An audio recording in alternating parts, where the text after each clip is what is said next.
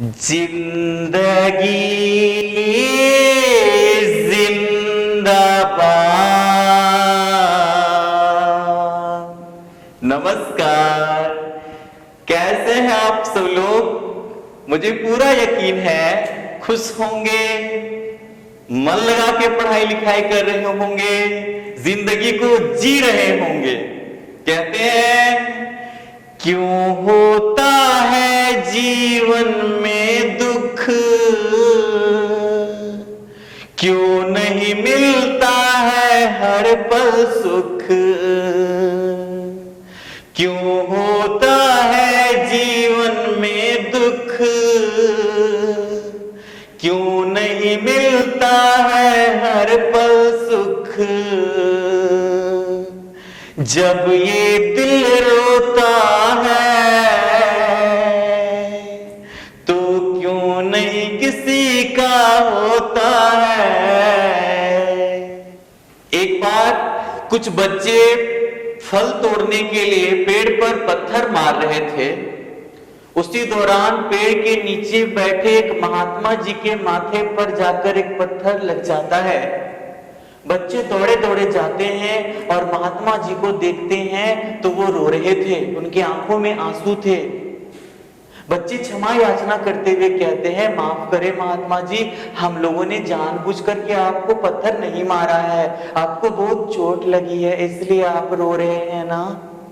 महात्मा जी कहते हैं, नहीं बच्चों, मैं इसलिए नहीं रो रहा हूं कि मुझे चोट लगी है, मैं तो ये सोचकर रो रहा हूं कि जब पेड़ पर आप लोग पत्थर मारे तो पेड़ चोट खाकर आप लोगों को फल दिया, लेकिन मैं चोट खा करके आप लोग को कुछ नहीं दे पा रहा हूं, इसलिए मैं रो रहा हूं। इस तरह के करुणा के आंसू रोने वाले, दूसरों को पीड़ा को अपनी पीड़ा समझने वाले हे कोई और नहीं थे, महावीर स्वामी थे। प्रभु के नैनों से करुणा का जल छलकता है, प्रभु के दिल में दूसरों के पीड़ा से पीड़ा होता है। प्रभु के नैनों से करुणा का जल छलकता है, दूसरों के दर्द से प्रभु का दिल तड़पता है। कहते हैं जो जग को जीतते हैं वो वीर कहलाते हैं, और जो खुद को जीतते हैं वो महावीर कहलाते हैं। तो आज हम लोग महावीर स्वामी के जीवन गाथा को जानेंगे। प्रभु के नैनों से करुणा का जल छलकता है, दूसरों की पीड़ा से प्रभु का दिल तड़पता है। महावीर स्वामी, महावीर स्वामी और गौतम बुद्ध को पढ़ने के बाद दोनों की जानकारी इधर उधर होने लगती है, इसलिए हम लोग क्या करेंगे, इसको रोचकता के साथ पढ़ेंगे, थोड़ा सा इसको गीतमय कर लेंगे तो गुनगुनाते हुए तुरंत ध्यान में आ जाएगा। आइए महावीर स्वामी से जुड़ी हुई जानकारियों के इस प्यारे से गीत में मैंने पिरोया है, सुनिए कितना प्यारा है।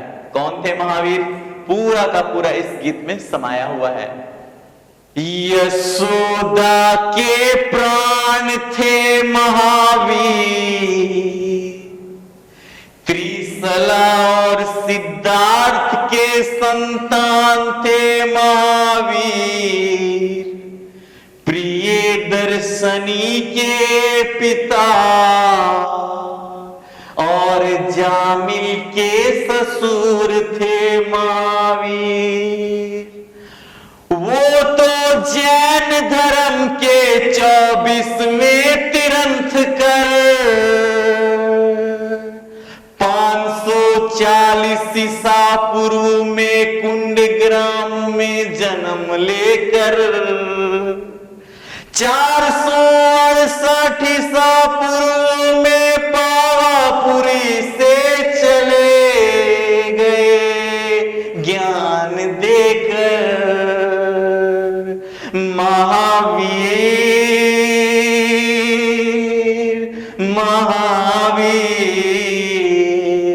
देखिए सारा महत्वपूर्ण जानकारी इसमें समा गया है। क्या बोले थे पहला स्टेंजा? यशोदा के प्राण थे महावीर। तो यशोदा इनकी पत्नी का नाम था। त्रिसला सिद्धार्थ के संतान थे महावीर। त्रिसला इनकी माता का नाम था। सिद्धार्थ इनके पिता का नाम था। सिद्धार्थ इनके पिता का नाम। प्रियदर्शनी के पिता, प्रियदर्शनी जिनका पूरा नाम है अनुजा प्रियदर्शनी, इसलिए कभी कभार यहां अनुजा भी लगा मिल सकता है। ये पुत्री थी महावीर स्वामी के, बेटी थी, और इनका विवाह हुआ था जामिल के साथ। किनसे? जा मिली अब जामिल से। तो इनके दामाद थे। उसके बाद अगला स्टेंजा क्या बोले थे? जैन धर्म के 24वें तीर्थंकर।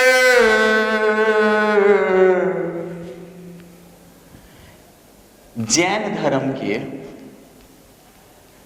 कैवें तीर्थंकर ये थे? 24वें तीर्थंकर। 24वें प्लस अंतिम तीर्थंकर थे ये,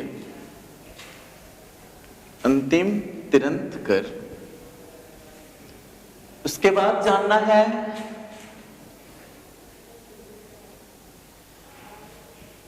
अगला कड़ी जो सबसे सुंदरतम मुख्य आंकड़ा को देता है 540 ईसा पूर्व में। 540 ईसा पूर्व में इनका जन्म हुआ था। कहां? कुंडग्राम में। कुंडग्राम में जो कहां है? वैशाली में। वैशाली कहां है? बिहार राज्य में। कुंडग्राम इनका जन्म स्थान।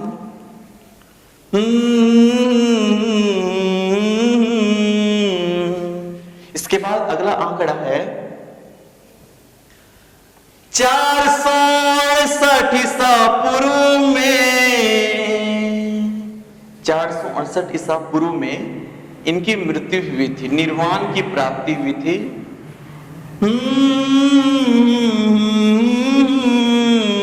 कहां? पावापुरी में। पावापुरी जो राजगीर के निकट है, यहीं पर जल मंदिर बना हुआ है जो नालंदा जिला पर पड़ता है। नालंदा जिला बिहार का बहुत ही प्रसिद्ध है, जहां नालंदा विश्वविद्यालय बहुत ज्यादा विख्यात था। पावापुरी में इनका मृत्यु स्थान है, यहीं पर निर्वाण की प्राप्ति हुई थी। तो इस तरह से मुख्य जानकारियों को समेट लिए। आइए थोड़ा सा इसको विस्तार करते हैं। यशोदा महावीर की पत्नी का नाम था, तो कभी कभार गौतम बुद्ध के पत्नी का नाम यशोधरा और महावीर स्वामी के पत्नी का नाम यशोदा को लेकर कंफ्यूजन होता है।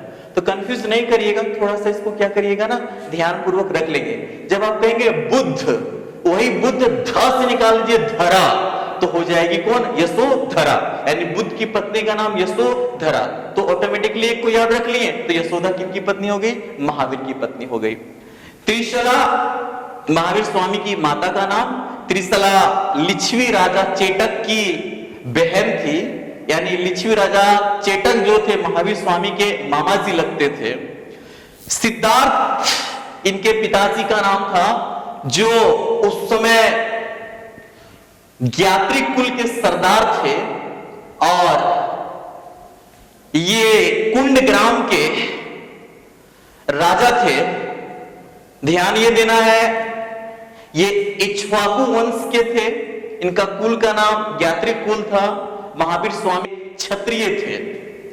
क्षत्रिय राजा थे सिद्धार्थ। उसके बाद जानना है प्रियदर्शनी, महावीर स्वामी की एक बेटी थी जिनका नाम क्या था, अनुजा प्रियदर्शनी, जिनका विवाह इनके साथ हुआ था, जामिल के साथ। यही इनके दामाद, इनके प्रथम शिष्य बनेंगे महावीर स्वामी के।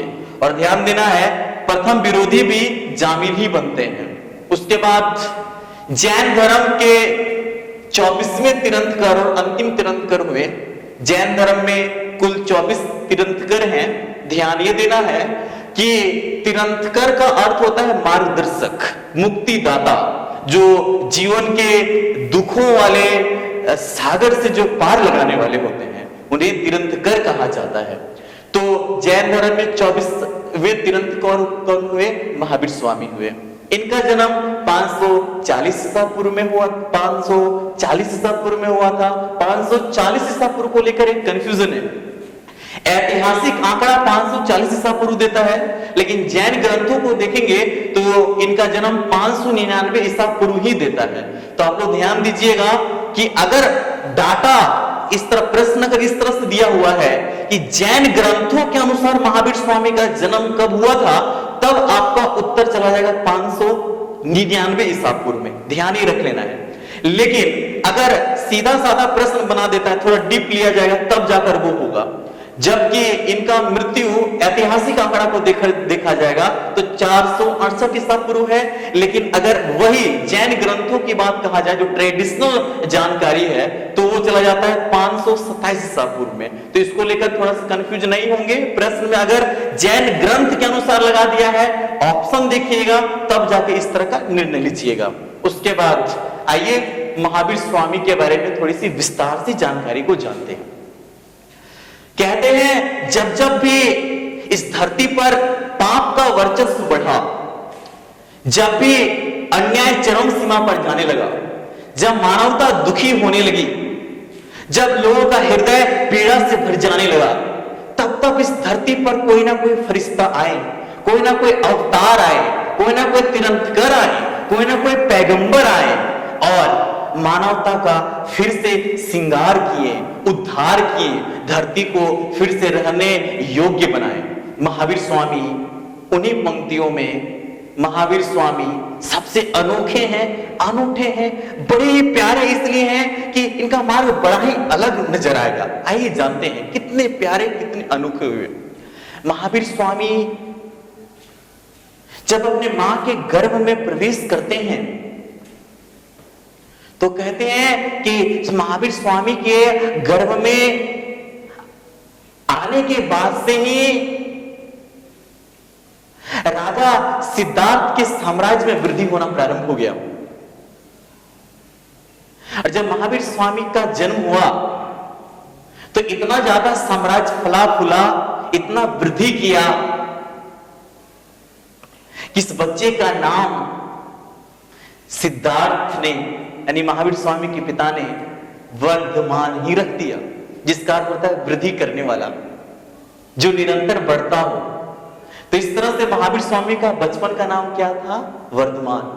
और वर्धमान जैसे जैसे बड़े होने लगे, साम्राज्य तो बढ़ने ही लगा था, धन संपत्ति तो बढ़ने ही लगी थी, लेकिन वर्धमान जो बालक थे उनकी बुद्धि, उनका ज्ञान भी बड़ा अद्भुत था। जब पढ़ने योग्य हुए और जब गुरुकुल में उन्हें पढ़ने के लिए भेजा गया तो आचार्य कुछ भी प्रश्न करते थे तो इनके पास पहले से उत्तर मौजूद था, मानो जो सारे संसार के ज्ञान को वो जान रखे हों। और एक बार गुरुकुल के मुख्य आचार्य आते हैं तो सभी बच्चे को देखते हैं, उसमें से बड़े ही अलग, आंखों में एक अद्भुत चमक, व्यक्तित्व में एक अनूठा आकर्षण। वर्धमान तो देख करके वो मुख्य आचार्य पूछते हैं कि ये कौन बच्चा है जो इतना मौन है। इतने जो मौन हो तुम, कौन हो तुम। वर्तमान से पूछते हैं वो आचार्य, वत्स तुम्हारा नाम क्या है? कहते हैं आचार्य मेरा नाम वर्धमान है। वो मुख्य आचार्य जो थे वो उनसे वो प्रश्न पूछते हैं जो पाठ्यक्रम से अलग,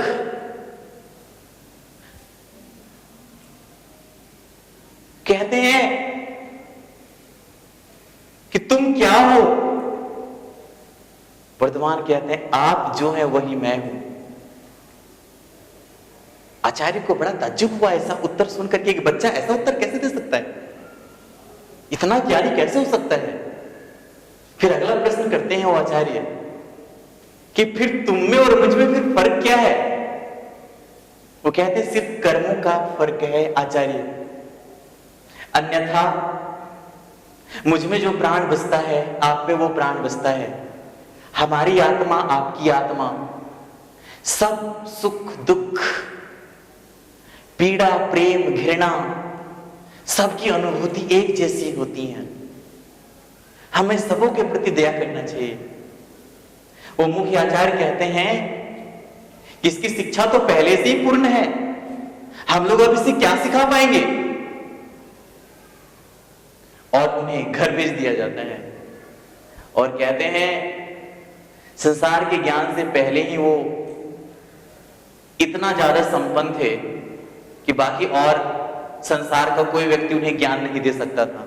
इसलिए महावीर स्वामी के कोई गुरु नहीं है, वो किन्हीं को अपना गुरु नहीं बनाते हैं, क्योंकि उन्हें वो ज्ञान प्राप्त करना था जो पहले से शास्त्रों में बासा पड़ा हुआ है, जो उद्धार का है, जो लोग चिवा चिवा के उसी को उगल दे रहे हैं, उससे अलग कुछ अलग खोज में जाना था महावीर स्वामी को। महावीर स्वामी के हाव भाव को देखने लगे उनके माता पिता, और देखते ये हैं कि वो संसार में रुचि नहीं ले रहे हैं, तो माता पिता ने इनका विवाह करा दिया, थोड़ा सा बंधन डाल देते हैं। महावीर स्वामी की एक संपूर्णता, एक अनोखा ये है ना कि वो टालते नहीं है, अपने माता पिता के आज्ञा को विरोध नहीं करते, वो सहर्ष स्वीकार करते हैं। और विवाह किए, विवाह यशोदा के साथ एक पुत्री प्रियदर्शनी का जन्म हुआ, लेकिन संसार में वो रस नहीं ले रहे थे, क्योंकि एक राज परिवार में जन्म लिए हैं, सारी सुख सुविधाएं उनके पास है, और कहते हैं जो जीवन के सभी रंग देख लिए हो ना तो उन्हें फिर सादा जीवन पसंद आता है। कहते हैं ना जब संसार के बातों से जब आप उब जाइएगा ना, तब जाकर एक नए जीवन की खोज में जाइएगा। वही हुआ वर्धमान के साथ। वो माता पिता से जाके आज्ञा मांगते हैं और कहते हैं कि आज्ञा दीजिए मुझे कि मैं सन्यास ग्रहण करूं, मैं सन्यासी बनूं। उनके माता पिता कहते हैं, और बड़ा अद्भुत देख रहे हैं, सन्यासी बनने के लिए माता पिता से आज्ञा मांग के जा रहे हैं, वो छोड़ के नहीं जा रहे हैं, सबको अब सहमति लेके जा रहे हैं। और माता पिता कहते हैं कि मेरे जीते जी तो तुम सन्यासी ना बनोगे। महावीर स्वामी फिर कुछ विरोध नहीं करते हैं और अपने माता पिता के जीते जी ये घर नहीं छोड़े।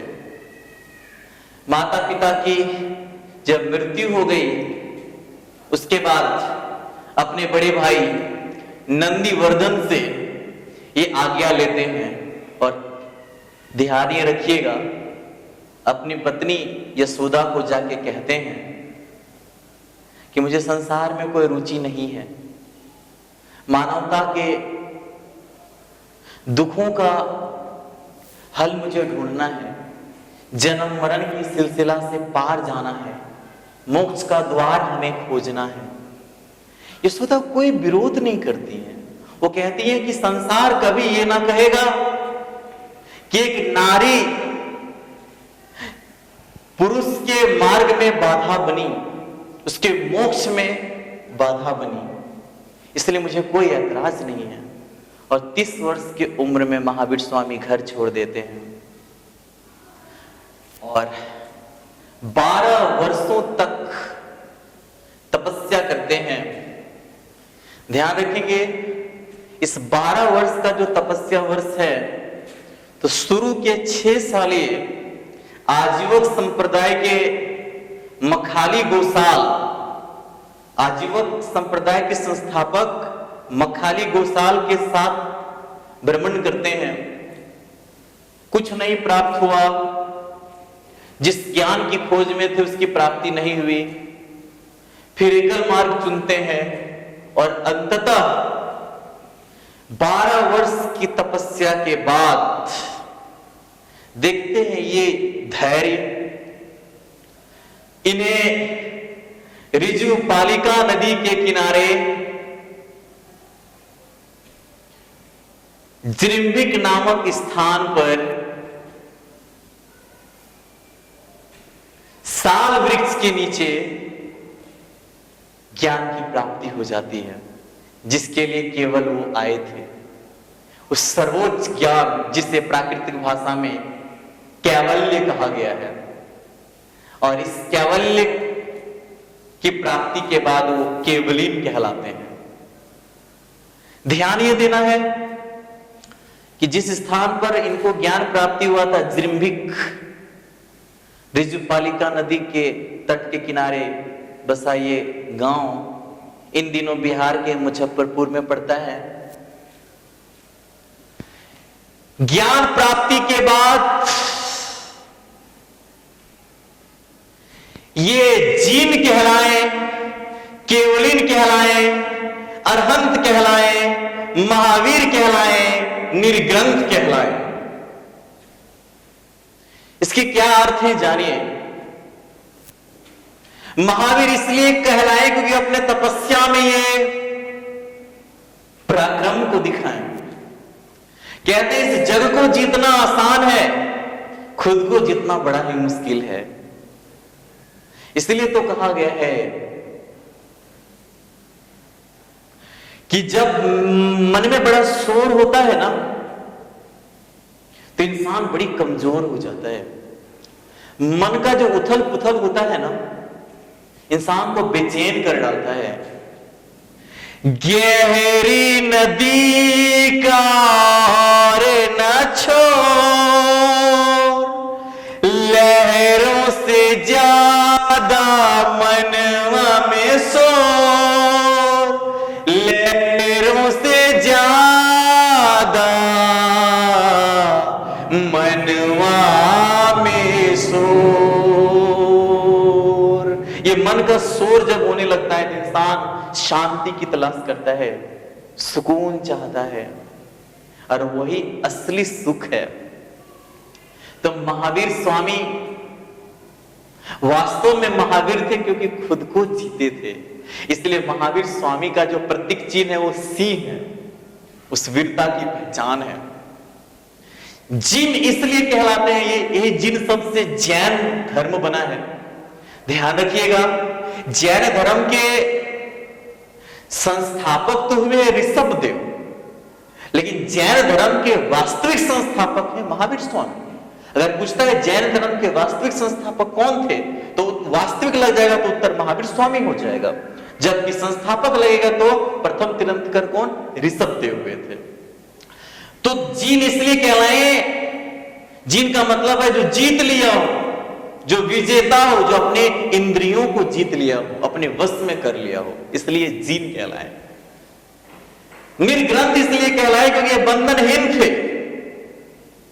इनमें अब कोई बंधन नहीं बांध पाता, इनको अब कोई ना दुखी कर सकता था, इन्हें ना कोई अब चोट पहुंचा सकता था, ना और भी कोई मन के विकार इन्हें विचलित कर सकता था। इसलिए निर्ग्रंथ कहलाए, यानी बंधनहीन।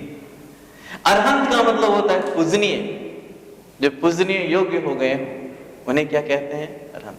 केवलिन यानी जो कैवल्य को प्राप्त कर लिए हैं, यानी कि सर्वोच्च ज्ञानी जो हो गए, इसलिए केवलिन कहलाते हैं।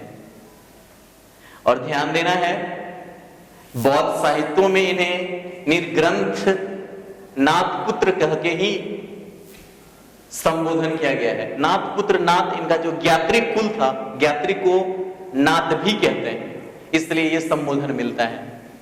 इस तरह से कर्मों से इतने सुंदर नाम मिलते हैं, और जब इन्हें ज्ञान की प्राप्ति हुई तो एक नया जन्म हुआ मानो, बिल्कुल उस बच्चे की तरह निर्मल हो गए, अबोध हो गए, शुद्ध हो गए, पवित्र हो गए, सत्य को उपलब्ध हो गए, इतने निर्दोष हो गए, कोई विकार नहीं।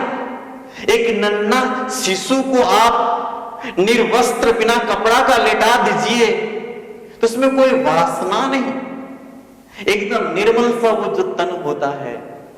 कहते हैं संसार के सभी ताम झाम तो छूटे ही छूटे, महावीर के वस्त्र भी छूट गए, नग्न खड़े हो गए। जिस तरह पूरी प्रकृति नग्न खड़ी है, पूरे प्रकृति में तो देखेंगे तो पाएंगे किसी ने वस्त्र नहीं पहना है मनुष्य को छोड़ करके, क्योंकि बाकी में देखेंगे तो कोई वासना नहीं नजर आएगी।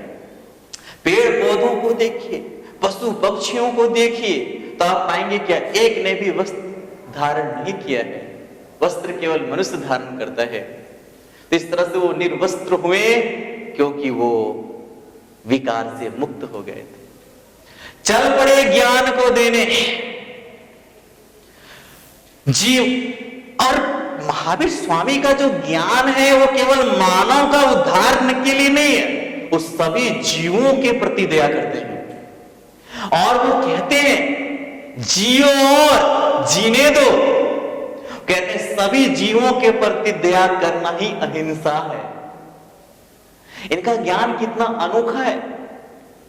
वो केवल एक जीव के प्रति अपनी सहानुभूति नहीं दिखा रहे, वो सभी जीवों के प्रति दया की बात करते हैं और कहते हैं अहिंसा परमो धर्म, अहिंसा से बड़ा कोई धर्म है ही नहीं। और इस तरह से सबको जीने का मार्ग दे गए, जियो और जीने दो का संदेश देते गए। और ये अपना प्रथम उपदेश राजगीर में देते हैं, वितांचल पहाड़ी पर मेघ कुमार को। ये मेघ कुमार कौन थे? तो उस समय मगध के राजा बिंबिसार, जिनकी कई पत्नियां थी, उसी में से एक पत्नी धारिणी के गर्भ से जन्मे थे मेघ कुमार, उन्हीं को प्रथम उपदेश दिए। उसके बाद ध्यान ये देना है कि महावीर स्वामी का उपदेश का भाषा जो था वो प्राकृत भाषा था, जिसे अर्धमागधी भी कहते हैं, जबकि गौतम बुद्ध की उपदेश की भाषा पाली थी। तो दोनों के भाषा को लेकर कंफ्यूजन होता है, इसको थोड़ा सा दुविधा को दूर कर लीजिएगा। कैसे? भगवान बुद्ध जो थे वो पीला वस्त्र पहनते थे, उसी पीला से निकाल दीजिए पाली। और महावीर स्वामी तो वस्त्र पहनते ही नहीं थे, यानी प्रकृति जिस तरह से नग्न है वो प्राकृतिक तरीके से जीते थे, तो उस प्राकृतिक से निकाल लीजिए प्राकृतिक भाषा। और इसके बाद पावापुरी में जैन संघ का स्थापना करते हैं। इनके जो शिष्य हुए, इनके जो अनुयायी हुए, इनको जो अनुसरण करने वाले हुए, इनके प्रथम अनुयायी कौन बनते हैं? इनके दामाद बनते हैं जामिल। जबकि इनकी प्रथम जैन भिक्षुणी बनती है चंपा, जो दधिवाहन नरेश की पुत्री थी। ध्यान ये देना है, महावीर ने जैन धर्म के प्रचार प्रसार के लिए अपने शिष्यों को 11 भागों में बांटे और वो गणधर कहलाए। और एक चीज और जान लेना है कि महावीर स्वामी के जीते जी 10 गणधरों की मृत्यु हो गई थी, केवल एक जिंदा रहे थे। महावीर स्वामी की मृत्यु के बाद एक गणधर थे जिंदा, जिनका नाम था सुधर्मा। और वही सुधर्मा बाद में जैन धर्म के प्रथम उपदेशक बने, जिन्हें प्रथम थेरा कहा जाता है। इस तरह से महावीर स्वामी ज्ञान प्राप्ति के बाद 30 वर्षों तक ज्ञान देते रहे, मानवता का अलग जगाते रहे, प्रेम से मानवता को सींचते रहे, अहिंसा का पाठ पढ़ाते रहे।